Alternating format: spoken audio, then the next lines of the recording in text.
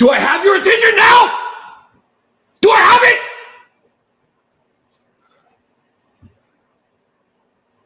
Good. I thought so.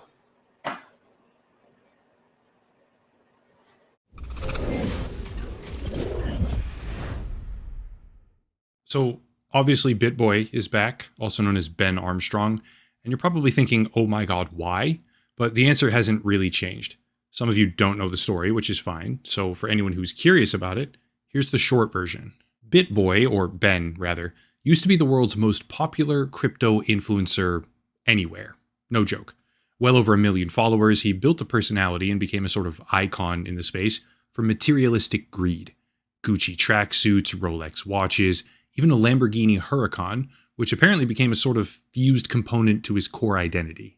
People who know his name know it for a variety of different reasons, but some of those reasons include a failed lawsuit against YouTuber Atazi, a bizarre sort of media manhunt that he perpetrated during the downfall of FTX against Sam Bankman-Fried, and more recently the collapse of his reputation as Hit Network, the crypto company that he helped create, ousted him from the official BitBoy social media accounts, assuming control of all his assets, well, most of his assets, and even took away his precious Lamborghini. Here's the thing, Ben is no stranger to controversy. Over the years, he's been accused of pump and dump crypto schemes, forcing prices higher with public endorsements and then dumping his holdings on all his followers. He's been accused of taking massive payoffs just to cover illegitimate projects. And now, after his incredible fall from grace, he's also known for breaking up his own marriage, showing up to his ex-business partner's home with a firearm in the truck, and as we'll see in just a minute here, creating harassment campaigns against lawyers, judges, police officers, and anyone else who he believes is part of a massive criminal conspiracy against him, complete with money laundering, dozens of individual perpetrators, seems like everyone is involved in this thing against him, judicial bribery, fraud, racketeering, and even, so he says, contract murder. He claims that what's happening to him is worse than what O.J. Simpson did. And just to add a little bit of flavor here, I guess, this is the type of energy he typically brings to the table. You're gonna listen to my demands! I will make them at the end. Spoiler, he doesn't really make any demands at the end. I think he forgot about this. He just gets depressed and shuts down the stream. But after years of this man negatively impacting the entire world around him, I don't feel a whole lot of sympathy. Now, some of you watching this may understandably be concerned because it feels like he's having a mental health crisis. It's kind of distasteful to kick somebody while they're down, at least like this, to such an extreme degree. But 1, he's doing all this in the public arena. 2, he made the fortune by means that I can never support or ever defend. 3, things like this happening to people like him is a necessary deterrent against more people living that lifestyle. And 4, he wants public attention, so I'll give it to him. Also 5, sympathy should not be extended to someone dishonest unless they've made demonstrable changes to their lifestyle, thereby deserving that sympathy. Ben Armstrong has done no such thing, hence the video. Let me make something perfectly clear. Ben Armstrong has not changed. There's no remorse here or deeper understanding about ethics and morality, which he makes perfectly clear in the first 10 minutes of his most recent Meltdown, which is a 4-hour YouTube broadcast, where he says this. My entire life is dedicated to shutting that channel down. That's when this is over. The day Discover Crypto is shut down and I get my brand, BitBoy Crypto, given back to me. It seems pretty obvious why he's doing this, doesn't it? Return my money and my fame is the subtext, but the genie is out of the bottle and I just don't see it ever happening. One more piece of context though, before I start skipping through the highlights of his capstone meltdown stream, I'll call it. And this comes from September 2023, when Ben drove out to his ex-business partner's home, throwing a tantrum in the street outside his personal house, ultimately getting arrested because of it. I'm playing this because I think it's important to demonstrate just how brutally skewed Ben's version of reality has become, and because self-reflection is entirely impossible if you don't start from the proper foundation. Here it is. I go knock on the door and you know what he does? He turns and he runs because he's a pussy.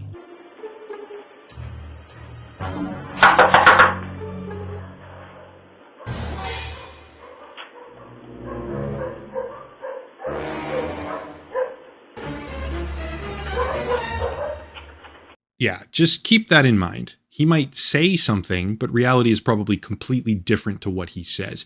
And that's fine in a vacuum. But when you're throwing around accusations about murder, which he is doing, or widespread conspiracy, it's probably best to be telling the truth. And Ben Armstrong doesn't really seem like a truth teller at this point. Anyway, it's a 4-hour stream, and I'll put a few clips here and there, but mostly I'm just going to summarize. Here we go, and it is a marathon, let me tell you. About 14 minutes in, 14 minutes and 24 seconds to be precise, he talks about how they're trying to frame him for stealing $27 million. 26 minutes in, he's talking about why and how he failed his drug tests, which certainly didn't feel authentic to me, at least. And then at 27 minutes and 50 seconds, he says this. The thing that the doctor, the Brandy DeSwanee, had forced me to go see, by the way, I have evidence of this. Brandy DeSwanee forced me to go see a doctor. And when I said I didn't want to see that doctor, I went and saw another doctor. And then they said, no, that doctor's not good. You have to go see this one. So I went and saw this guy, Dr. Howard Drutman. What a fucking disappointment of a human being he is to his parents and himself. This guy, after all I'm about to go through with you here, Howard Drutman said I'm multi-personality. He says I'm, he didn't say schizophrenic, but he said narcissistic. He said I am manic, depressed, ADHD, this, 74 different things. That doesn't sound very good, especially when a couple minutes later he goes on to say this. And once this trauma is removed and Discover Crypto is shut down, my life goes back to normal immediately. My level goes from here. Wow, everything's fine again.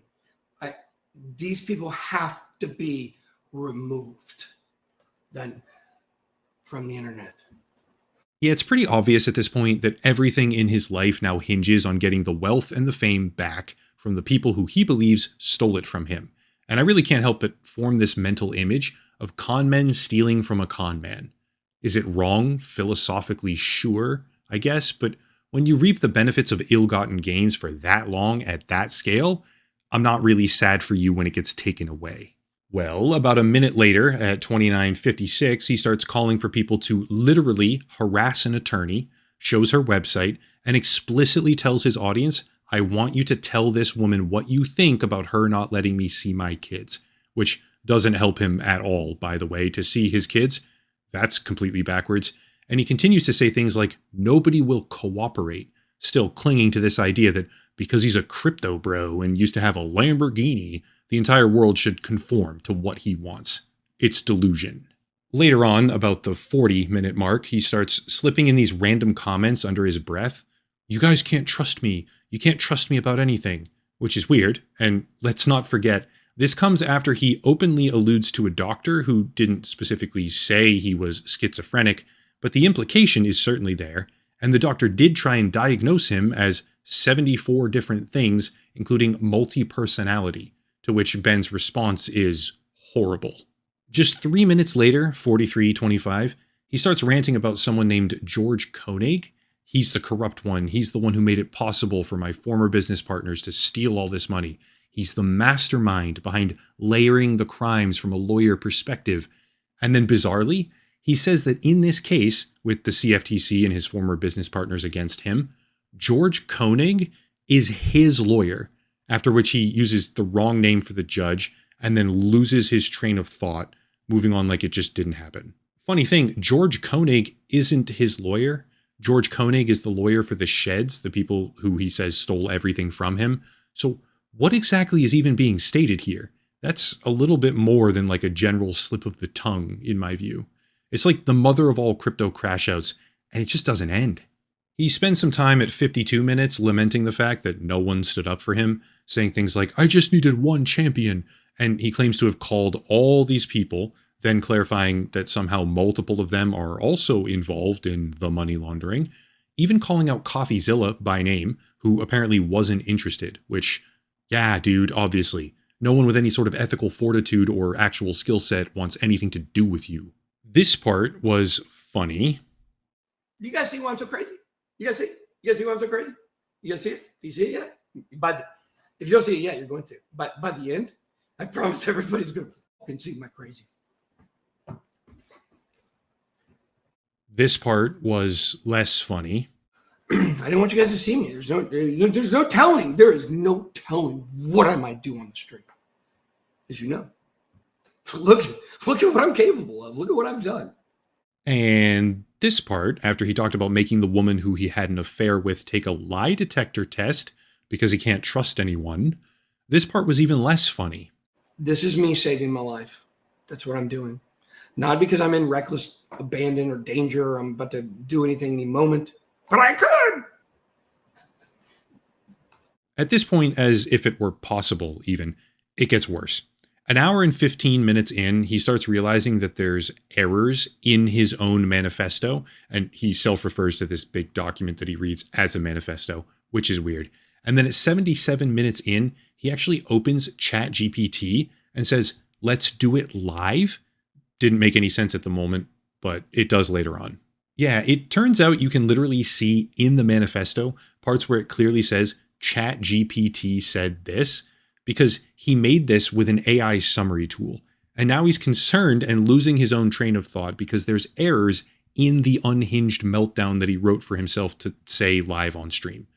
At 1 hour, 17 minutes and 54 seconds, he obviously quickly deletes that part of the text, but it's just so emblematic of con man crypto bro culture. Even the manifesto, the supposed nuclear weapon final option, it's just a lazy regurgitated summary written by a program because crypto culture does not create, it leeches. 86 minutes in, he starts defying his own lawyers.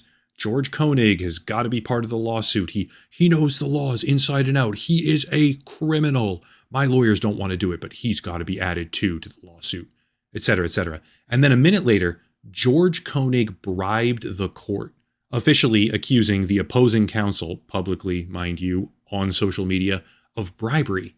He's even talking shit about the judges in his own trial on YouTube for the world to see, which is why I feel pretty confident saying that this is the most spectacular influencer meltdown that I've ever personally witnessed. You couldn't even make this up if you wanted to.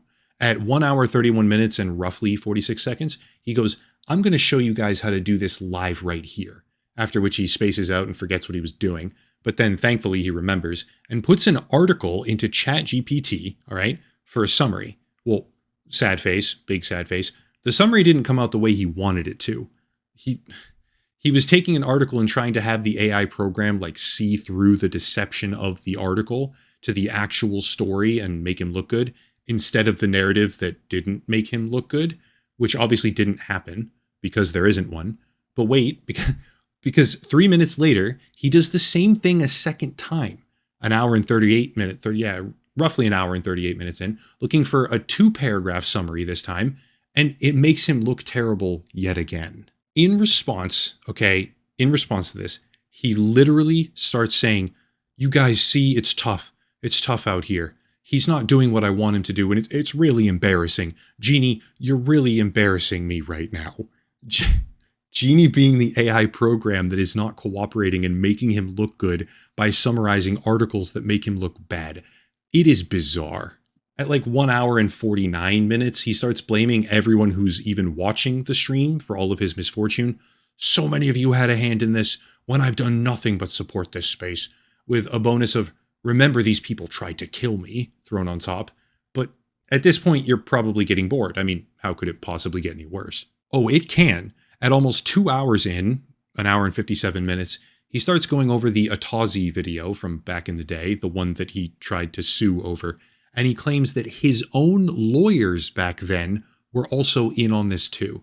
What is even happening at this point? The entire world is apparently against him, and to be honest with you, it probably does seem that way. When you live your life the way he does, yeah, the entire world kind of is against you in a sense. At precisely 2 hours in, he figures out there's more mistakes in the manifesto because he used an AI program to make it, which got things wrong, obviously. And then he goes on to say that the real reason why he sued Atazi was because Atazi said he was responsible for pump and dump schemes. And his justification was that without realizing his own team were the ones doing it behind his back. Woe is me. Nothing is ever his fault. There were pump and dumps, but it was never him. He's innocent. Got it. At this point, I was mentally checking out, but the icing on the cake, man. He literally says, I was an idiot like y'all. I thought these coins were going up. While he was the one telling people that they were going to go up after accepting 40, 50, maybe $75,000 payments from projects to promote them, while portraying himself as an expert. That was the entire persona. Crypto expert, investment plays. And now he's just an idiot like y'all. For anyone who's skeptical of that, here's a clip where he outright admits that they used to get paid insane amounts of money to promote projects. He distances himself from it by saying, not for the past year and a half, though, as if that somehow makes it okay. No, dude, you made your fortune by preying on people, and now it's gone. Nobody cares. Are you guys gonna own talking smack about me yesterday? Oh, yeah. Yes, of course. And what did you say? Well, we were under the impression that you only talked to projects that paid $75K to come to the table. And where did you get that number from? From the balance sheet that was sent to us that's from your incorrect. guy. What, Is is that it 40 grand? I don't know. And how long ago was that? That was about 14 months ago. Okay. We actually don't do coin and token promotions or NFT project promotions. Haven't done that in about a year and a half. As if it could possibly get any better, at 2 hours and 3 minutes, quote, I'm not going to keep playing things, the video is already way too long, quote, I would like immunity from the SEC, and here's why. I want immunity because I've never done anything wrong. I have never in my life made a video in crypto to make the price go up so I could sell, and my audience would lose money, end quote. Oh, cool. Okay, you want immunity. You said, I've never done anything wrong in my life. That's definitely how immunity works. So you're good, man. You know, you got it for sure. Well, what is even happening right now?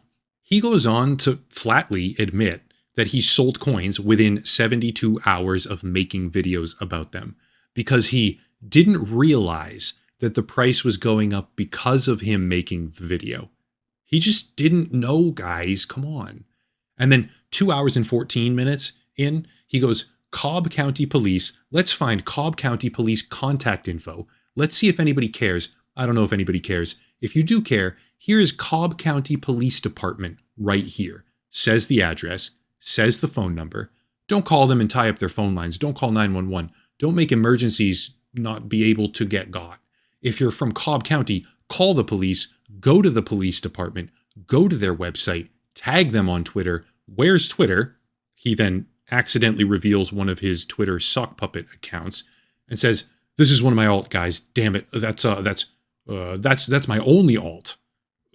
Forgetting that he just said this is one of my alts 2 seconds prior. I mean, it's insane. At 2 hours and 30 minutes in, he has a mini breakdown. Do you see what I'm willing to do? Like unhinged, honestly. And then there's an episode about how he's out of weed, doesn't have much time left, has to show people he can do without it, spiraling down into I don't even know what stage of the meltdown. At almost 3 hours in, 2 hours and 52 minutes, he decides time for more harassment and says, let me go get Lori Dyke's email for you guys so you can all email Lori Dyke, directly calling for that against yet another party in the lawsuit. You guys should email, says the address. You guys all email Lori and let her know what you think about her attempt to cover up everything. Just totally mask off at this point. There's more. It goes on for another full hour, ending with a whole segment about how he drove around looking for bridges and how he loves his kids, but they think he's a villain. And this is where it gets kind of difficult to outright criticize someone if you have basic empathy. But I have to kind of like snap myself out of it because BitBoy being looked at rather like he's some sort of villain is because he is a villain. BitBoy is a quintessential example of crypto greed, spiraling out of control. He's completely unhinged, ranting and raving about his Lamborghini in some sort of perfectly bizarre caricature of what the crypto ecosystem truly is. At its core, that community is about degenerate gambling, to the moon style delusions, and all of it for the sake of material possessions. Sports cars, designer clothes, Rolex watches. These are what they want. And when they can't have them anymore, clearly, they go insane. Coming from nothing to tens of millions of dollars because of predatory crypto token garbage, like what happened to Ben Armstrong, and then losing the veritable icon of that success, in this case his Lamborghini Huracan, literally broke this man's brain. He's becoming a husk of a person, hell-bent on revenge against prior business partners for some sort of convoluted scheme, but he's not pursuing that topic like a rational person. He's doxing, threatening, harassing, and slandering people, even his own lawyers or the judges on top of that, because this man simply cannot take, he is incapable of taking accountability for anything. We can feel empathy while also understanding that a lot of people have been harmed directly because of him and his words. Honestly, it's almost cinematic at this point. BitBoy sold his soul for crypto wealth, and we're watching in real time what happens to someone who does that when the payment comes due. If anything, it should be a warning.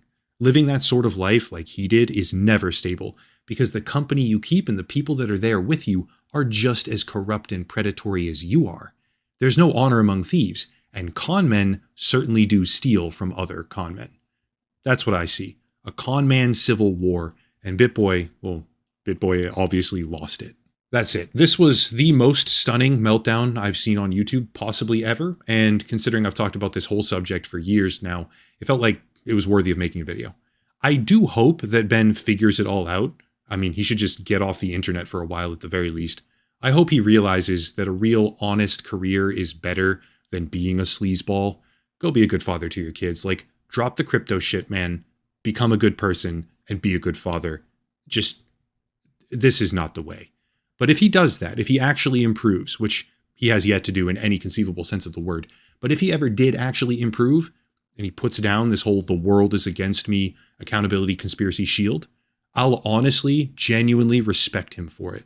However, until then, and I don't see it ever happening, he is a joke. If you want to support the channel, check out the links down below, a special VPN deal, locals and Patreon, merchandise, social media, etc., etc. But I'll cut it there and stop rambling. As always, thank you all for watching, question everything, and have a nice night.